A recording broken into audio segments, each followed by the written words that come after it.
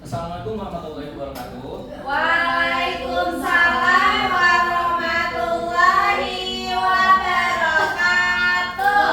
Gimana kabarnya kalian semuanya? Alhamdulillah, luar biasa. Allahu Akbar. Oke, udah pada siap praktikum belum nih? Sudah Pak, siap banget ini. Baik, sebelum kita mulai, mungkin satu orang untuk memimpin doa sebelum kita mulai praktikum atau pembelajaran. Boleh Rina untuk memimpin doa? Ya, baik, sebelum mulai pembelajaran hari ini kita berdoa terlebih dahulu ya. Berdoa di dalam hati mulai. Bila selesai. Oke, terima kasih Rina sudah memimpin doa. Coba absen dulu ya. Baik. Rizky, Hadir.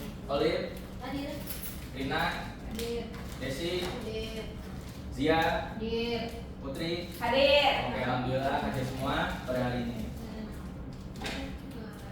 Oke, hari ini kita akan praktikum mengenai sistem sirkulasi darah. Nah, sebelum kita melanjutkan praktikum, di sini ada 3 pembelajaran. Yang pertama itu menjelaskan struktur dan fungsi sistem peredaran darah manusia, termasuk jantung, pembuluh darah, dan darah sebagai jaringan pengangkut. Terus yang kedua itu ada menganalisis hubungan antara aktivitas fisik dengan denyut nadi sebagai indikator kerja sistem peredaran darah. Nah, sebelum kita masuk ke praktikum, ada satu pertanyaan Bapak untuk kalian. Nah, setujukah kalian jika peningkatan denyut nadi yang cepat menandakan bahwa jantung tidak sehat? Setuju Pak. Oke, bagaimana? Siap. Olive. Karena jika denyut nadi naik terus cepat, artinya jantung sedang bekerja lebih keras dari keadaan normal dan bisa jadi adanya penyakit pada jantung. Oke, Olive setuju. Ya. Siapa lagi ada yang tidak setuju? Saya Pak. Oh, saya tidak setuju Pak. Kenapa tidak setuju sih? Karena bisa juga karena memang jantungnya lagi membiasakan diri dengan aktivitas tubuhnya Pak. Menurut saya normal. Oke, yang satu normal, yang satu kemungkinan ada penyakit jantung ya, karena Ya. kenaikan pada denyut nadi. Nanti kita lihat hasil dari praktikum apakah menjawab atau tidak. Oke. Sekarang langsung aja kita waktunya praktikum. Nah, hari ini kita praktikumnya di luar. Nah, nanti keluar. Nah, Bapak share KPD-nya.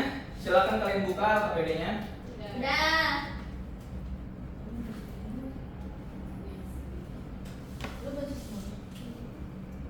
Oke, di sini ada tujuan praktikum. Siapa yang mau membacakan? Saya Pak. Ya, boleh Putri. Tujuan praktikumnya yang pertama itu mengukur jumlah denyut nadi pada keadaan duduk, berjalan, dan berlari. Lalu menjelaskan struktur dan fungsi sistem peredaran darah manusia, termasuk jantung, pembuluh darah, dan darah sebagai jaringan pengangkut. Dan yang ketiga itu menganalisis hubungan antara aktivitas fisik dengan denyut nadi sebagai indikator kerja sistem peredaran darah. Oke. Selanjutnya rumusan masalah. Siapa yang membacakan? Oke, boleh di sini. Bagaimana perubahan tingkat denyut nadi pada saat duduk, berjalan, dan berlari? Kedua, bagaimana struktur dan fungsi sistem peredaran darah manusia berperan dalam mengatur denyut nadi saat beraktivitas? Yang terakhir, apa hubungan antara tingkat aktivitas fisik dengan frekuensi denyut nadi? Oke, sekarang hipotesis. Saya mau Siapa yang membaca. membaca? Oke, boleh Olive. Yang pertama, semakin tinggi intensitas aktivitas fisik dari duduk ke berjalan melalui berlari, maka jumlah denyut nadi akan meningkat. Yang kedua, sistem peredaran darah, khususnya jantung dan pembuluh darah menyesuaikan kerja untuk memenuhi kebutuhan oksigen selama aktivitas fisik. Yang ketiga, terdapat hubungan positif antara aktivitas fisik dan peningkatan denyut nadi sebagai bentuk respons tubuh terhadap peningkatan kebutuhan metabolik. Oke, terima kasih telah membacakan tujuan, rumusan, dan hipotesis. Sekarang adalah alat yang bahan yang akan dibutuhkan. Nah, Bapak bacain aja ya. Nah, alat yang dibutuhkan itu ada 3, stopwatch, timbangan berat badan, dan kertas atau handphone yang untuk mencatat hasil. Nah, di sini adalah alat kerja. Siapa yang mau membacakan alat kerja? Saya Pak. Boleh Putri. Yang pertama, timbang berat badan tiap probandus, lalu tentukan posisi titik nadi yang akan diamati. Biasanya itu di pergelangan tangan atau leher. Duduk tenang selama 1 menit, lalu langsung ukur denyut nadi selama 30 detik. Kalikan 2 dan catat. segera ukur denyut nadi selama 30 detik, kalikan 2 dan catat. Lalu lari naik turun tangga selama 1 menit, lalu langsung ukur denyut nadi selama 30 detik, kalikan 2 dan catat. Lalu istirahat 1 menit, lalu ukur kembali denyut nadi untuk melihat pemulihan. Bandingkan hasil ketiga kondisi, lalu simpulkan hubungan antara aktivitas dan denyut nadi. Oke, jadi itu dikalikan 2 dan dicatat. Nah, dikalikan 2 itu mengasumsikan bahwa 30 detik dikali 2 adalah 1 menit. Jadi itu jumlahnya itu jadi sama dengan 1 menit gitu. Oke, langsung aja kita praktikum. Nah, tapi sebelumnya ini ada tabel dan grafik ya di sini. Nah, jadi nanti kalian di tabel ini akan mengisi hasil pengamatan kalian. Ini ada nama misalkan basic, jenis kelamin, denyut nadi dan segala lainnya gitu. Nah, terus yang grafik ini begini. Grafiknya tuh nanti dibikin di bawah itu di sumbu X. Di sumbu X itu ada aktivitasnya. Nah, di sumbu Y itu nanti ada rata-rata dari denyut nadi terhadap aktivitas. Nanti dirata-ratakan. Oke, mungkin langsung saja yuk. Kita mulai praktik.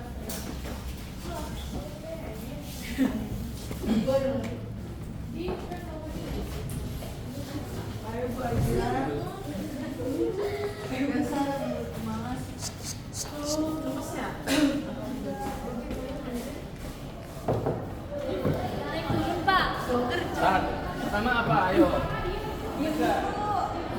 Nah, sama dulu. Jadi itu aktivitas saya menghitung 30 detik. Dia hitung dulu nih 1 menit. Ya, jadi ada yang ukur kelompok 1 siapa?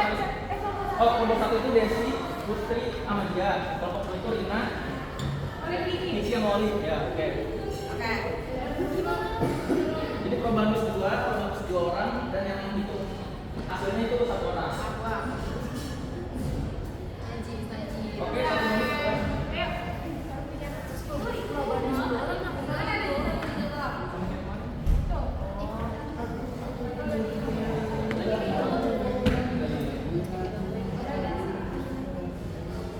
Berapa?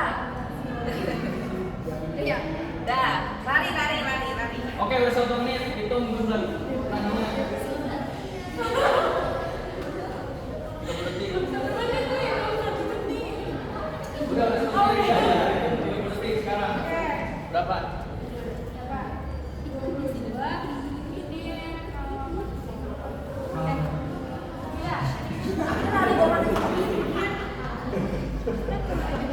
Dah, lari apa? Oke, udah 30 detik. Sekarang kegiatan kedua apa? Lari.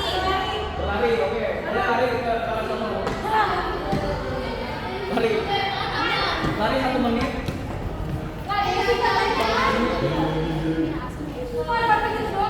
Nanti nggak apa-apa. Yang penting 1 menit ya.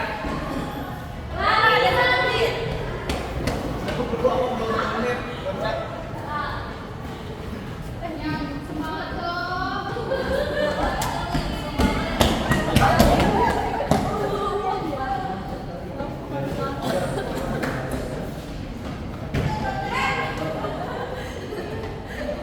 Oke, udah 1 menit.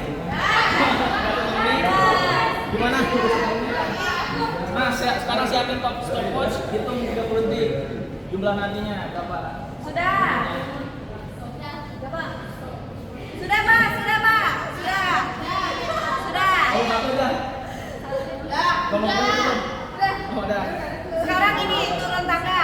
Nah, sekarang kegiatan kedua, turun tangga. Naik turun tangga. Ya. Boleh 1 menit.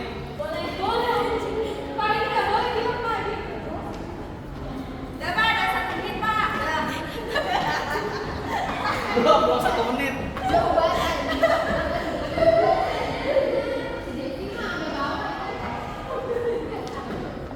Udah, Pak, ada 1 menit, Pak. Gimana udah selesai belum? Udah. Oh, udah. Satu udah. Kelompok udah. Nah, nantinya diukur. 30 detik. Udah, Pak. Sekarang dulu, Pak, pemulihan. Udah. Pemulihan ya, Pak. Kelompok 1 1 udah. Dah. Kelompok 2. Dah. Nah, sekarang istirahat, pemulihan. Di dalam boleh Ya, nggak, boleh Pak? ke dalam. Ayo kita ke dalam. Let's go, guys.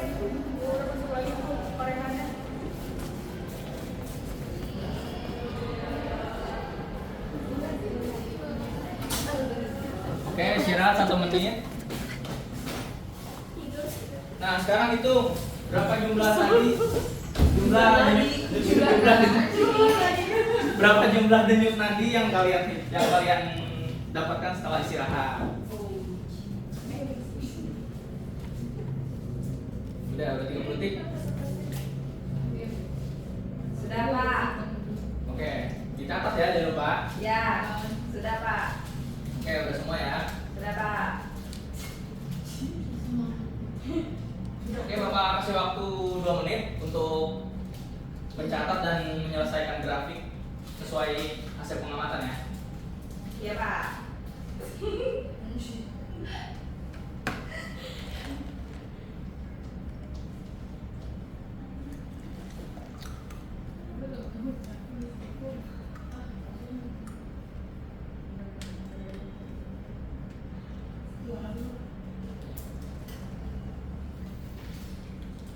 Jangan lupa nanti perwakilan dari kelompok 1 dan 2 yang maju. 1 orang aja. Iya, Pak. Kelompok 1 udah siap belum? Sudah, Pak. Oke, udah siap. Boleh silakan maju siapa perwakilan? Iya, Pak. Sia, boleh maju Sia. Ayo.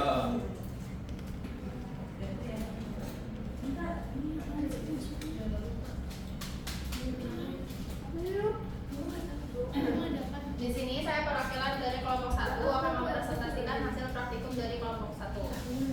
Langsung rasanya. Iya, langsung jelasin. Terus di sini kan ada pertanyaan diskusi ya. Oke, teman-teman, dilihat dulu. Di sini tuh ada pertanyaan diskusi untuk pembahasan nanti. Nah, pertanyaan diskusi itu nanti pertanyaan nomor 1 dan 2 akan dijelaskan oleh kelompok 1. Sementara nomor 3 dan 4 dijelasin sama kelompok 2. Jadi setelah membahas hasil dari grafik kalian, nanti langsung aja jawab pertanyaan diskusinya ya. Ya, Pak. Baik, Pak. Oke, gimana kelompok 1? Nah, di sini ada grafik yang udah dibuat nih dari sama kelompok 1. Keren nggak, Pak? Bagus sekali grafik. Jadi grafik ini memperlihatkan rata denyut nadi dalam 4 aktivitas fisik, yaitu duduk, berlari, naik turun tangga, dan istirahat. Denyut nadi terendah terjadi pada saat duduk sekitar 50 denyut per menit. Terus meningkat jadi 75 per menit saat berlari dan mencapai puncaknya sekitar 85 denyut per menit saat naik turun tangga. Setelah itu, saat tubuh beristirahat, denyut nadi menurun kembali menjadi sekitar 55 denyut per menit. Nah, dari data tersebut dapat disimpulkan bahwa semakin berat aktivitas yang dilakukan, semakin tinggi pula denyut nadi. Sedangkan saat tubuh beristirahat atau melakukan aktivitas ringan, denyut nadi akan menurun. Dalam kegiatan ini, variabel bebasnya itu jenis aktivitas fisik yang dilakukan, duduk, lari, naik turun, DLL. Sedangkan variabel terikatnya adalah denyut nadi siswa yang diukur setelah melakukan setiap aktivitas.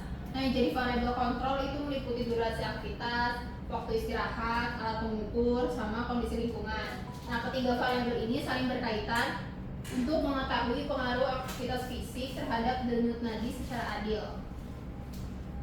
Udah, Habis kelompok itu 1. Oh, belum. langsung menjawab kan? Iya, langsung jawab pertanyaan diskusi nomor 1 dan 2. Oke. Yang pertama, jawaban pertama itu pola perubahan denyut nadi yang diamati menunjukkan peningkatan bertahap dari duduk ke berlari lalu naik turun tangga. Peningkatan ini terjadi karena aktivitas fisik yang lebih berat membutuhkan lebih banyak oksigen sehingga jantung memompa darah itu lebih cepat untuk menyuplai oksigen ke seluruh tubuh. Nah, pertanyaan nomor 2, semakin tinggi aktivitas fisik, semakin besar kebutuhan tubuh akan oksigen. Sistem peredaran darah berperan penting dalam mengangkat oksigen dari paru-paru ke jaringan tubuh melalui darah, sehingga denyut jantung meningkat untuk mempercepat distribusi tersebut saat aktivitas meningkat. Oke, selesai, Pak. Terima kasih kelompok 1. Sekarang boleh kelompok 2. Baik, saya perwakilan kelompok 2 akan mempresentasikan hasil grafik rata denyut nadi terhadap aktivitas yang tadi telah dilakukan oleh kelompok kami. Nah, grafik ini menunjukkan hubungan antara jenis aktivitas fisik dengan rata denyut nadi, yaitu tadi duduk, berlari, naik turun tangga, dan juga istirahat. Denyut nadi terendah terjadi saat duduk itu sekitar 70 denyut per menit, lalu meningkat saat berlari menjadi 100 dan mencapai puncaknya saat naik turun tangga sebesar 110 denyut per menit. Nah, setelah itu denyut nadi menurun saat beristirahat kembali menjadi sekitar 65 denyut per menit. Dapat disimpulkan bahwa semakin berat aktivitas yang dilakukan, semakin tinggi pula denyut nadinya. Sedangkan aktivitas ringan atau istirahat menyebabkan penurunan denyut nadi sebagai bentuk respon tubuh terhadap kebutuhan energi. Untuk menjaga keakuratan data, beberapa faktor dikendalikan sebagai variabel kontrol seperti lama aktivitas, waktu istirahat, alat pengukur yang digunakan, serta kondisi lingkungan. Ketiga jenis variabel ini saling mendukung untuk mengetahui seberapa besar pengaruh aktivitas fisik terhadap perubahan denyut nadi secara objektif dan juga konsisten. Selanjutnya saya akan menjawab pertanyaan nomor 3 dan 4 ya, Pak. Nomor 3, tidak semua anggota kelompok menunjukkan pola yang sama. Perbedaan ini dapat disebabkan oleh beberapa faktor seperti tingkat kebugaran, berat badan, usia, jenis kelamin, dan juga kondisi kesehatan individu yang mempengaruhi respon jantung terhadap aktivitas. Lalu yang keempat, hasil praktikum ini mengajarkan pentingnya aktivitas fisik dalam menjaga kesehatan jantung. Dengan memahami bagaimana denyut nadi berubah, siswa dapat lebih sadar akan pentingnya berolahraga secara teratur untuk mendukung kerja sistem peredaran darah secara optimal. Terima kasih. Oke, terima kasih kelompok 2 jabarannya. Beri tepuk tangan dong buat semuanya.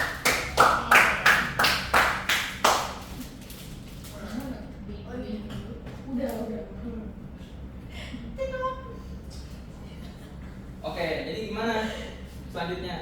Yang tadi pertanyaan awal, apakah ada yang setuju atau tidak setuju? Perubahan gitu, perubahan pendapat, setuju dan tidak setuju? Saya tidak setuju, Pak. Saya juga, Pak. Saya juga tidak setuju, Pak. Oke, gimana Walis dan Putri? Alasannya karena peningkatan denyut nadi bukan berarti jantung tidak sehat, tapi juga bisa terjadi karena aktivitas fisik yang terlalu berat. Oke. Saya juga tidak setuju. Saya juga tidak setuju, Pak. Tapi kita harus tetap memeriksa diri ke dokter agar dapat memantau kesehatan jantung secara optimal. Oke, benar ya. Jadi itu peningkatan denyut nadi itu bukan berarti jantung kita tidak sehat. Nah, tapi kesehatan jantung juga harus selalu dipantau dengan kita memeriksakan diri gitu ke dokter. Nah, kenapa bukan berarti jantung itu tidak sehat? Nah, karena peningkatan denyut nadi itu dapat dipengaruhi oleh aktivitas fisik seperti yang tadi kita telah jalani, kita praktikumkan. Nah, bukan hanya aktivitas fisik saja, namun juga usia dan jenis kelamin. Nah, itu sangat mempengaruhi. Nah, baik. Nah, kita tadi udah praktikum ya tentang denyut nadi itu. Nah, denyut nadi itu termasuk pada sistem sirkulasi darah. Nah, apa sih sebenarnya sistem sirkulasi darah? Nah, sistem sirkulasi darah itu sistem yang mengedarkan darah ke seluruh tubuh dengan bantuan jantung dan pembuluh darah untuk mengangkut oksigen, nutrisi, serta membuang sisa metabolisme melalui peredaran darah besar dan kecil. Nah, jadi itu di sistem sirkulasi ada beberapa komponen nih. Nah, komponennya itu apa? Nah, komponennya itu ada darah, jantung, dan juga pembuluh darah. Nah, fungsinya apa? Ada sistem sirkulasi darah.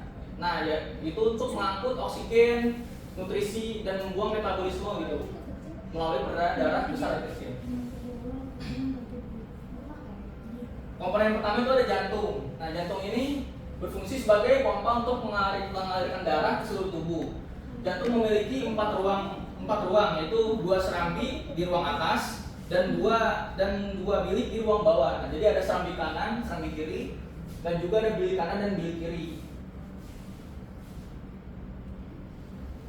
Nah, di sini ada tipe 2 ya. 2 tipe peredaran darah, ada yang besar dan kecil. Nah, peredaran darah besar itu mulai dari jantung, dari bilik kiri.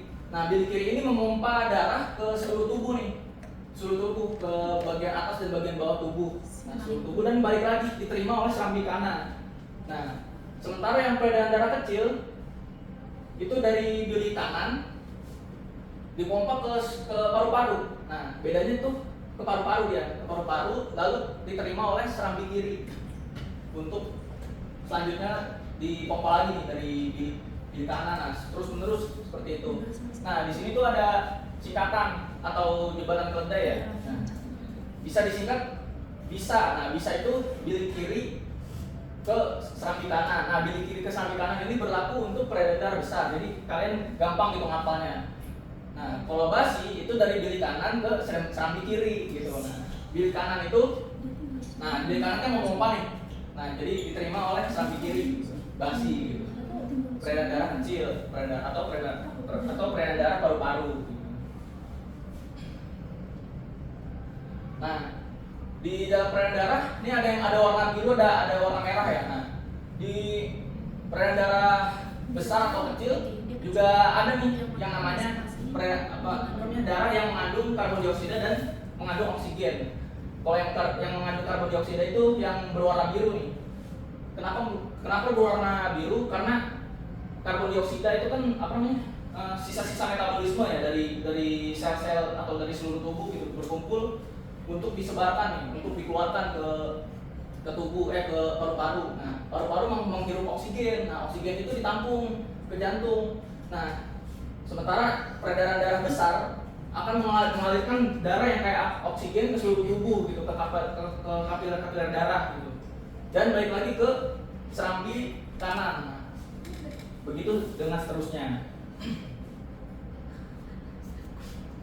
Nah, tadi kan komponen pertama udah ya jantung, udah kita bahas. Nah, sekarang komponen yang selanjutnya nih darah. Nah, darah itu adalah cairan khusus yang sebagian besar terdapat di dalam pembuluh darah, memiliki 4 komponen utama, yaitu sel darah merah, sel darah putih, platelet, dan plasma. Nah, ini fungsi-fungsinya nih. Sel darah merah itu berfungsi sebagai pembawa oksigen, nutrisi, dan partikel sisa. Sel darah putih melawan penyakit dan melindungi tubuh dari infeksi. Sementara platelet itu berkumpul di lokasi cedera dan membantu proses pembekuan. Dan plasma yang berupa cairan kuning pucat, tempat komponen lain mengapung di dalamnya. Nah, tadi udah darah, komponen selanjutnya itu ada pembuluh darah. Nah, pembuluh darah itu seperti tabung ya, atau saluran gitu, membawa darah ke seluruh tubuh kita. Nah, ada 3 jenis nih pembuluh darah, yaitu vena, arteri, dan kapiler. Masing-masing berbeda dalam ukuran dan strukturnya. Nah, seperti inilah kira-kira pembuluh darah yang ada di tubuh manusia ya. Jadi ada arteri, kapiler, dan vena. Nah, arteri itu memiliki dinding paling tebal nih di antara ketiganya. Memungkinkannya menahan tekanan tinggi yang dihasilkan oleh jantung. Nah, jadi itu arteri yang tadi yang kita ukur sebagai nadi. Nah, itu adalah arteri karena itu langsung dari alirannya itu langsung dari jantung gitu ke seluruh tubuh. Nah, ada selanjutnya itu kapiler. Nah, memiliki dinding paling tipis, memungkinkan zat seperti oksigen dan gula untuk dapat melewati dindingnya, masuk atau keluar dari darah. Terus yang selanjutnya itu ada vena. Vena ini tidak terlalu berotot seperti arteri dibandingkan dengan arteri, sehingga darah dapat mengalir melaluinya dengan tekanan rendah. Jadi vena itu pembuluh balik dari yang menuju ke jantung, darah yang menuju ke jantung. Yang darah yang kaya akan karbon dioksida gitu, CO2. Memiliki karakter khusus yang membantu darah mengalir satu arah. Nah, tadi kan komponen-komponennya udah ya, ada jantung, ada apalagi coba sebutin. Ada jantung, darah, terus apa lagi? Pembuluh darah. Oke, ada pembuluh darah. Nah, itu kan darah, jantung, dan pembuluh darah ya. Nah, di antara komponen itu ada juga penyakit yang menyerang sistem peredaran darah. Nah, salah satunya ini penyakit sel sabi. Nah, penyakit sel sabi ini disingkat SCD, kelainan darah yang diturunkan. Nah, jadi itu mengidap penyakit ini biasanya penyakit keturunan. Nah, penderita SCD memiliki sel darah merah yang menjadi keras dan lengket.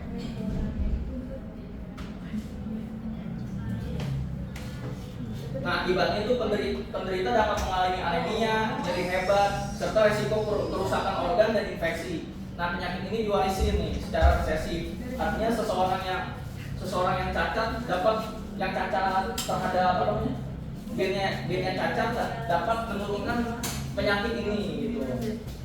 Nah, gejalanya itu meliputi kelelahan, nyeri, pembengkakan dan pertumbuhan lambat. Nah, meskipun belum dapat disembuhkan, penyakit ini bisa dikendalikan dengan obat, transfusi darah, dan transplantasi sumsum tulang.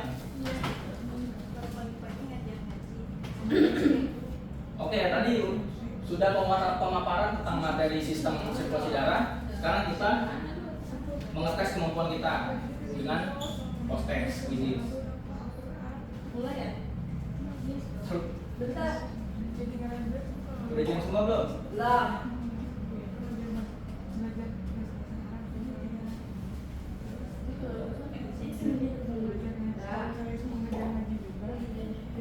Udah. Dah.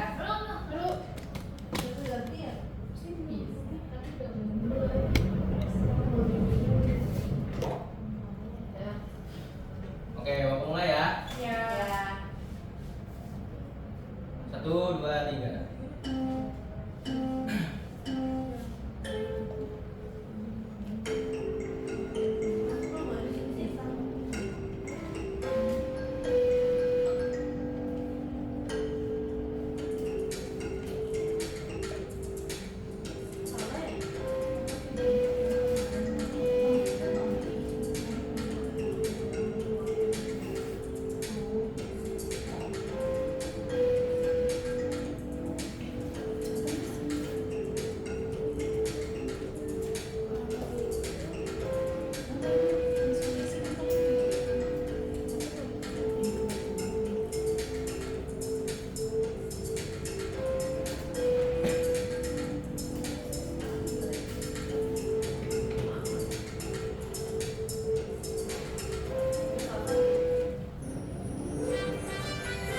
Weh, coba satu. Siap. Tepuk tangan untuk Zia. Gimana, susah nggak soalnya? Gampang. Praktikumnya seru nggak? Oke. Boleh untuk satu orang menyimpulkan kegiatan Saya, hari Pak. ini? Boleh, Putri? Praktikum ini menunjukkan bahwa denyut nadi itu meningkat seiring intensitas aktivitas fisik seperti duduk, berlari, dan naik turun tangga. Sistem peredaran darah bekerja lebih aktif untuk memenuhi kebutuhan tubuh selama bergerak. Perbedaan denyut nadi antar individu dipengaruhi oleh kebugaran, usia, berat badan, kondisi kesehatan, dan jenis kelamin. Dengan memahami hal ini, kita harus lebih sadar pentingnya menjaga kesehatan jantung melalui gaya hidup aktif dan seimbang. Baik, terima kasih Putri Ya. atas kesimpulannya. Oke, di sini Bapak akan refleksi. Nah, setelah melakukan praktikum ini, bagaimana cara sederhana yang bisa kamu lakukan dalam kehidupan sehari-hari untuk menjaga kesehatan jantung dan sistem peredaran darahmu? Nah, siapa yang mau jawab? Boleh, Rina. Cara Silakan. sederhana yang bisa dilakukan untuk menjaga kesehatan jantung itu bisa dengan rutin berolahraga ringan seperti berjalan kaki atau bersepeda, mengurangi makanan berlemak, memperbanyak konsumsi buah dan sayur, tidur cukup, serta menghindari stres berlebihan. Oke, terima kasih ya semuanya. Oke, di sini ada hadis of the week. Harusnya di awal, nah sengaja Bapak taruh akhir. Nah, tidak diberikan kepada manusia sesuatu yang lebih bernilai daripada keyakinan, yaitulah kesehatan. Mungkin sekian pembelajaran atau praktikum kita untuk hari ini. Ya, persiapkan untuk minggu depan tugas dan kemungkinan UAS ya. Kita tutup pembelajaran hari ini dengan hamdalah dan kafaratul majlis. Alhamdulillah.